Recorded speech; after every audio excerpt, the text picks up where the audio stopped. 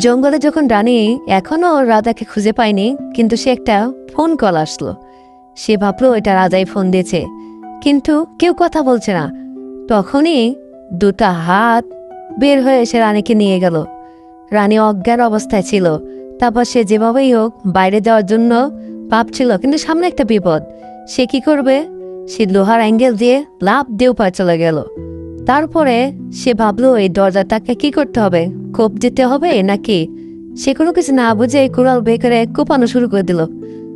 আর অমনিতে একটা ভূত এসে হাজির হলো। রানী দৌড়ে পালালো। সে আবার চেষ্টা করলো, তাহলে কি করব। সে লকটা দিয়ে দরজাটা খুলে ফেললো। ও, সে ভিতরে চলে গেল। এখন সে যেভাবেই হোক গোয়াতে বের হবে, এই জন্য সামনে গেল। সামনে যে একটা পেল, ওটাতে উঠলো। ওঠার পরে কি করবে, তাই ডানটি ধরে সে টান মারার সাথে সাথেই তার ওটা চলে যায় ছিটকে, আর সামনে দুটো রাস্তা পেল। রাস্তায় চাপ দিতেই সে ছিটকে পড়ে গেল। সে ক্লান্ত হয়ে গেছে। সে দরজা পেল, কিন্তু এখন কি করবে?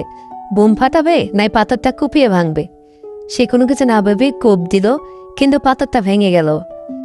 এদিকে রাজা রানীর তল্লাশে পাগল হয়ে গেছে। সে সামনে একটা বিষাদর সাপ পেল এবং কি সেটাকে ঝুনঝুনি বাজাতেই সাপটা তার বশে চলে আসলো এবং কি সাপ চলে গেল। এবং কি রাজাও গুহার সামনে এসে ভয় পেয়ে গেল। এজন্য সে ফুলের বদলে বন্দুক নিয়ে যেই গুলি করলো, কিন্তু সে তো জানতো না যে রানী এসেই তাকে মেরে করে দিল। সবাই বন্ধুরা সাপোর্ট করো, লাইক কমেন্ট করো প্লিজ। রানী যাতে আবার তাকে ভালোবাসা দেয়, রাজা যাতে ফুল দিতে পারে।